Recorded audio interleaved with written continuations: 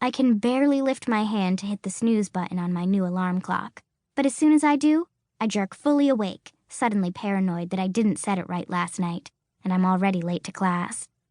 You'd think that at nearly 16, I would know how to operate a simple device like an alarm clock, but you'd be wrong. But it really is 7:30 a.m., not p.m., so I launch myself out of bed, walk over to the wall by the door, and look into the mirror. My hair is fine. That's the advantage of long, straight, boring hair. But then again, it is also long, straight, and boring. And not red, despite the fact that just a few weeks ago, I spent 2 hours with henna, tinfoil, and towels wrapped around my head. It apparently wants to be brown, and whatever I do to convince it otherwise fails to signify. I wonder what Battle and Katrina are going to wear today. I put on a black t-shirt and, after a minute, the same black shorts as yesterday. I feel like they're not the right shape, not long enough or loose enough, but the t-shirt is huge. It's one of Dad's that I stole, so the shorts don't matter so much. It's not quite hot enough for sandals yet, so I put on green socks and green high tops. I can hear my semi-friend Margaret. "Nick, you're such a techie. Do you even own a skirt?" Tech people always wear black, because you spend the show backstage, and you don't want the audience to be able to see you. And you're not about to wear a skirt when you have to climb the ladder up to the catwalk to hang lights. When I get down to breakfast, I see that I'm dressed almost exactly like Isaac, which is embarrassing. The only difference is that he's wearing sandals. I don't see Kevin. Maybe he sleeps late. Battle's in a sleeveless dark blue blouse, tan leggings, and brown leather boots. Katrina has a white dress with pictures of buildings and people silk-screened onto it in black. It's like she's wearing a silent movie. Neon green tights and purple combat boots. She has her hair up, clipped into several clothespins that she has spray-painted silver. I am boring. They probably don't even want to talk to me. "Hey, Nick, over here," yells Katrina. I can't stop smiling. Appropriately enough, the archaeology classroom is in the basement. There are more desks than people. There are only about 20 of us in the class.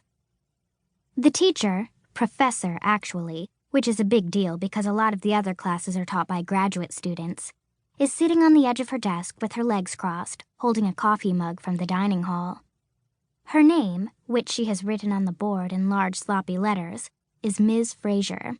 She pushes her curly brown hair out of her eyes and says, "This is archaeology class. Anyone who's here expecting anything else should leave now.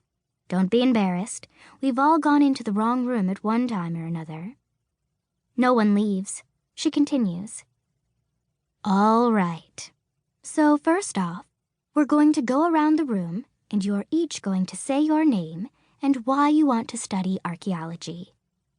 Most people's answers are boring. It just looked like it would be interesting. 2 boys, Alex and Ben, are arrogant too.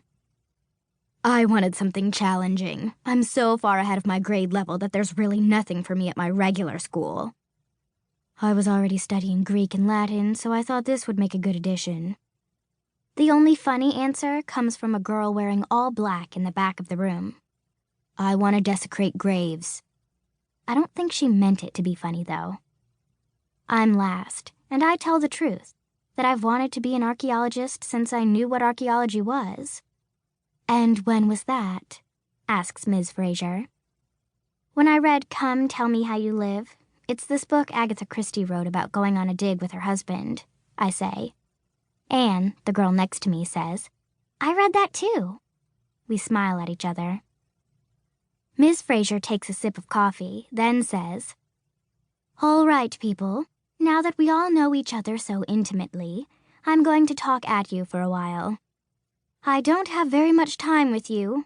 This is 1/3 as much time as I get when I'm teaching college, so I'm going to go fast." She goes on, "I'm here to tell you the truth, and I'm telling you now so you can get out while you still can and sign up for English Lit or political science. Archaeology is garbage."